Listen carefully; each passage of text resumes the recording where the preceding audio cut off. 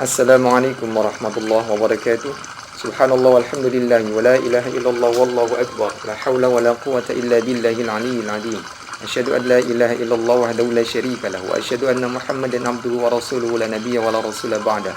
Allahumma shalli wa sallim wa barik ala Muhammadin wa ala alihi wa sahbihi wa man tabi'ahum bi ihsanin ila yaumiddin amma ba'd.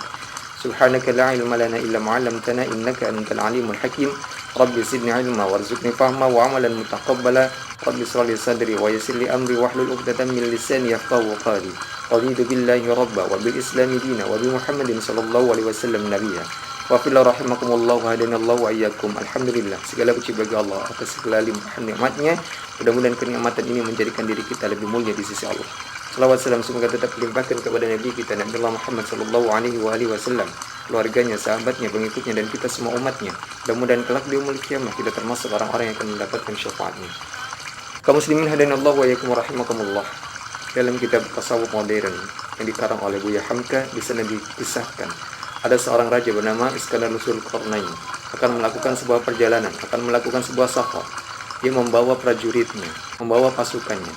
Dan sebelum mereka bergerak, mereka diberikan bekal, sebuah tas yang di dalamnya banyak berisi makanan.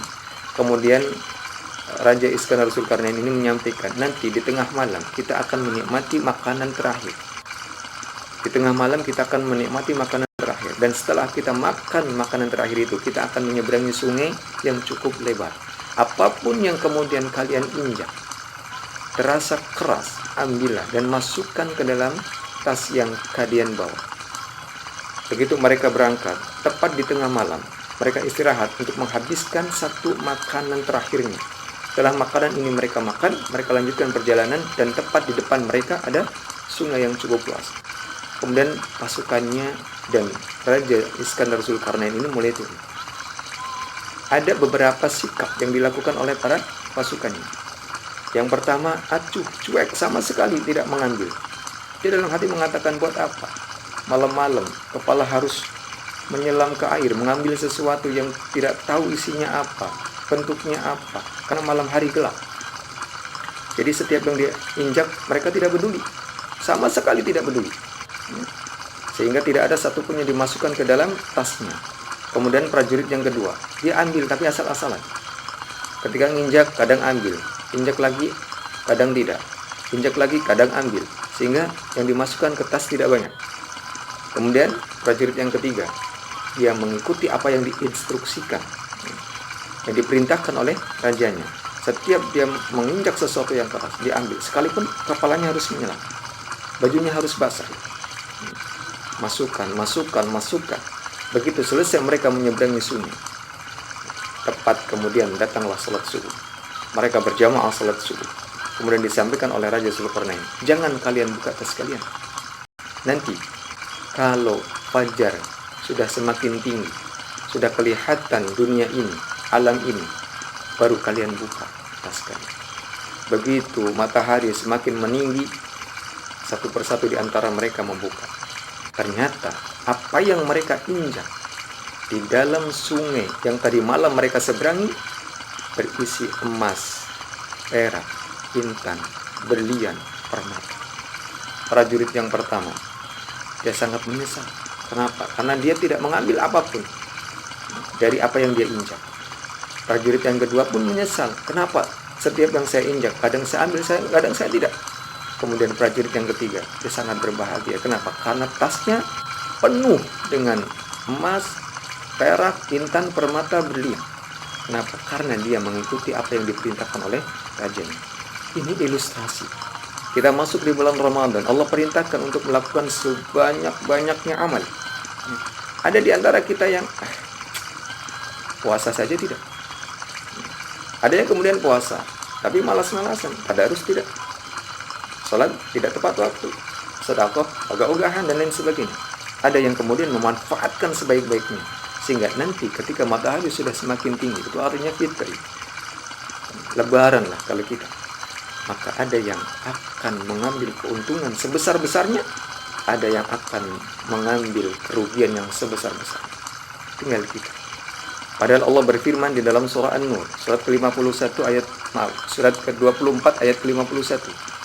A'udzubillahi minasyaitonir rajim. Innama kana qalal mu'minina idza du'u ila Allah wa rasulih liyahkuma bainahum ay yaqulu sami'na wa ata'na wa ulaika humul muflihun.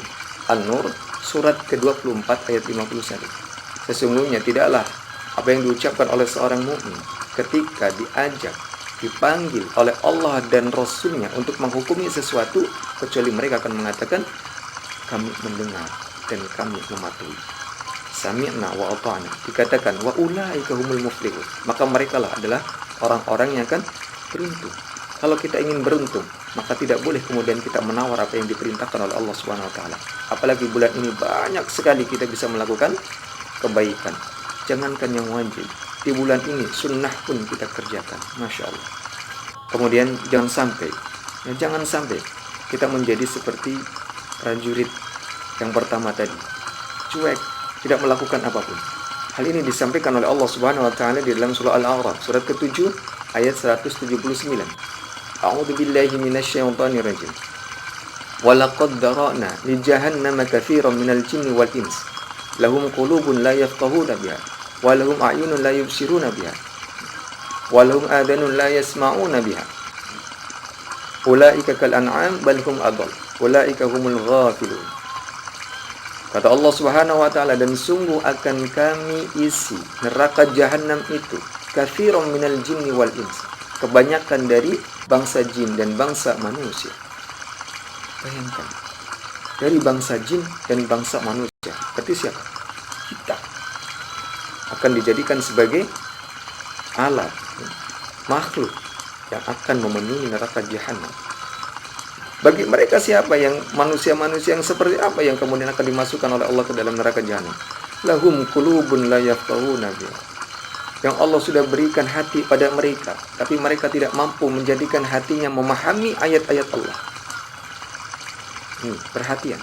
Apakah hati kita, qalbun kita mampu menjadikan ayat-ayat Allah yang terhampar di alam ini, kemudian ayat Allah yang tertulis, termaktub di dalam Al-Quran ini, menjadikan hati kita memahami, atau barangkali tidak sama sekali, sehingga kita tidak mampu membedakan mana yang hak, mana yang batil, mana yang salah, mana yang benar.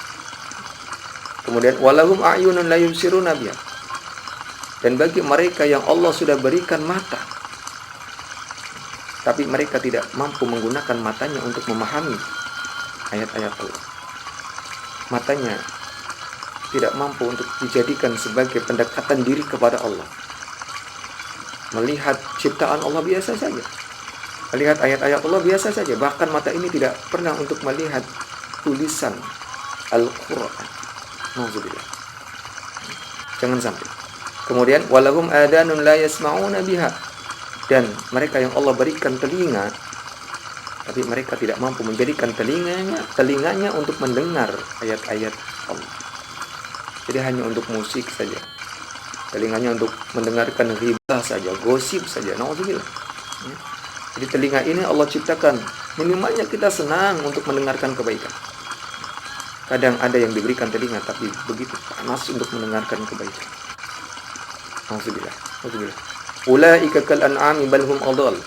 Allah menyamakan mereka. Mereka itu seperti binatang ternak. Bal hum adall, bahkan lebih sesat. Bayangkan, binatang ternak saja itu kalau mereka punya kandang, mereka bisa pulang. Merpati, binatang ternak, punya kandang, bisa pulang. Ayam, binatang ternak, punya kandang, bisa pulang. Kerbau, sapi, kambing, bisa pulang mereka. Nah, ini dikatakan orang yang hati Allah berikan padanya, tapi tidak mampu memahami dengan hatinya ayat-ayat Allah. Allah yang berikan mata bisa melihat, tapi tidak bisa melihat ayat-ayat Allah. Allah yang telah berikan telinga, tapi telinganya tidak mampu untuk mendengarkan ayat-ayat Allah, tanda-tanda kebesaran Allah. Itu seperti binatang ternak, bahkan lebih sesat. Nauzubillah. Ulaika humul ghafilun. Mereka itulah orang-orang yang lalai. Jadi kaum muslimin hadinallahu wa iyyakum rahimakumullah, jangan sampai kemudian kita termasuk bagian dari itu. Kita adalah orang yang sami'na wa ata'na, taat dan patuh, mendengarkan dan taat patuh akan apa yang Allah perintahkan, mendengarkan dan taat patuh untuk meninggalkan apa yang Allah larang. Itulah konsep takwa. Mudah-mudahan kita termasuk menjadi manusia-manusia yang bertakwa sesuai dengan janji Allah ketika kita melakukan ibadah saum di bulan Ramadan ini. Amin ya rabbal alamin.